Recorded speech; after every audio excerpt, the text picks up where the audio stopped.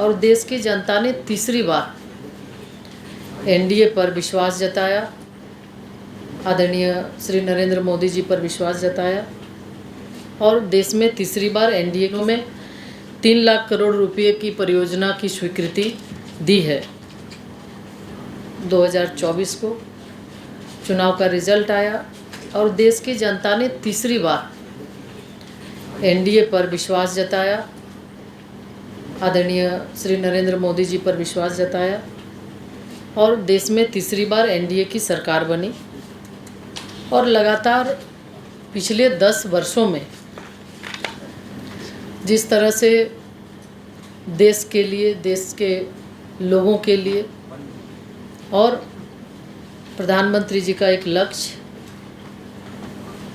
कि जो 4 आयाम को लेकर उन्होंने युवा, महिला, किसान और गरीब, इन चारों आयामों के लिए योजना तैयार करना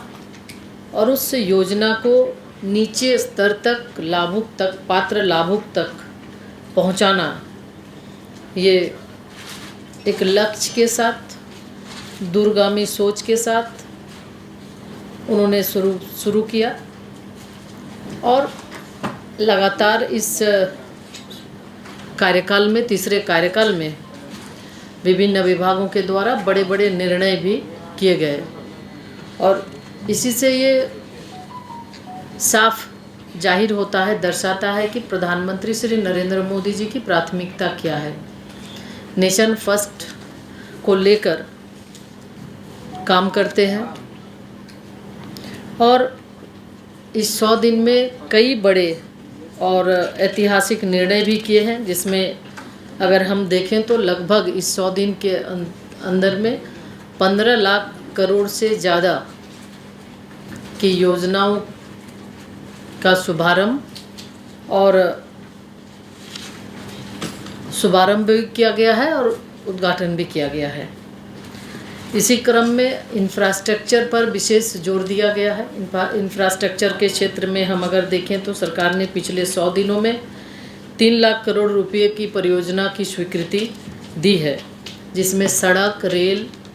बंदरगाह और हवाई मार्ग पर विशेष फोकस किया गया है। इसके साथ ही प्रधानमंत्री ग्राम सड़क योजना चतुर्थ फेज की स्वीकृति भी मिल गई है, जिसमें 49,000 करोड़ रुपए की लागत से लगभग 25,000 अनकनेक्टेड जो गांव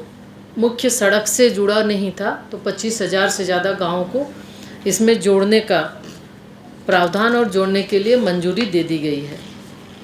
इसके साथ ही किसानों के लिए भी माननीय प्रधानमंत्री जी ने, जो किसान, चूँकि 4 आयाम में मुख्य रूप से किसान भी आते हैं, किसानों के लिए किसान सम्मान निधि, जैसा कि लगातार 2 किस्तों में किसानों को जो पैसे दिए जाते हैं 3 किस्तों में, तो इसकी भी स्वीकृति लगभग 9.3 करोड़ किसानों को 20,000 करोड़ रुपये सीधे उनके खाते में प्रधानमंत्री जी के द्वारा दी जा चुकी है और अभी तक कुल 12 करोड़ 33 लाख किसानों को 3 लाख करोड़ वितरित किए जा चुके हैं। इसी तरह से देश में कार्यरत कर्मचारियों के व्यापक हित को देखते हुए यूनिफाइड पेंशन स्कीम की भी स्वीकृति दे दी गई है और यूनिफाइड पेंशन स्कीम के माध्यम से अधिकतम 25 वर्षों तक काम करने वाले हमारे सरकारी कर्मचारियों को उनके मूल वेतन का लगभग 50% पेंशन के रूप में उन्हें मिलेगा। इसी के साथ साथ युवाओं की बात अगर करें तो 4 आयाम में एक युवा भी है। युवा को आगे बढ़ाने के लिए, हर एक क्षेत्र में युवाओं को की सशक्तिकरण के लिए और उनके भविष्य को संवारने सजाने के लिए सरकार कृत संकल्पित है और इसी के तहत एनडीए सरकार ने युवाओं के लिए अनेक ऐसी योजनाएं शुरू की है, जिसमें हम देखें तो 2 लाख करोड़ के पीएम पैकेज की घोषणा, जिसमें युवाओं के रोजगार और कौशल को बढ़ावा मिलेगा और इससे 5 साल में 4 करोड़ युवाओं को लाभ पहुंचाने का भी प्रावधान इसमें किया गया है। इसके साथ 1 करोड़ युवाओं को टॉप कंपनियों में इंटर्नशिप के अवसर भी उसमें मिलेंगे और उसके तहत भी एक मुफ्त सहायता राशि भी प्रदान करने की घोषणा की गई है और उन्हें प्रदान किया जाएगा। इसके साथ देखें तो प्रधानमंत्री आवास योजना, जिसके बारे में माननीय प्रधानमंत्री जी ने कहा था,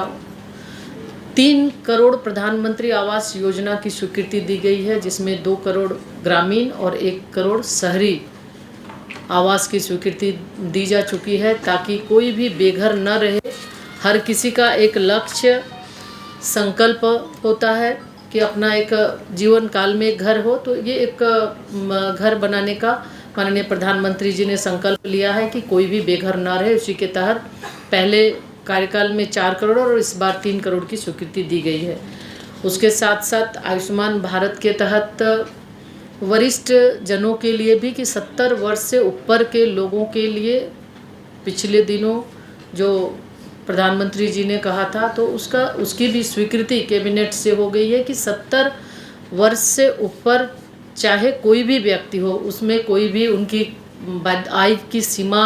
की कोई बाध्यता नहीं होगी। अभी तक अन्य लोगों को भी मिलता था जिसमें कि एक बाध्यता थी, आय की बाध्यता थी, लेकिन 70 वर्ष से ऊपर के लोगों के लिए कोई आय की बाध्यता नहीं होगी। और वैसे हर एक लोगों को 5 लाख तक का मुफ्त इलाज की सुविधा भारत सरकार के माध्यम से विभिन्न, चाहे सरकारी हो प्राइवेट हो, विभिन्न अस्पतालों के माध्यम से दिया जाएगा। तो इसके माध्यम से भी बहुत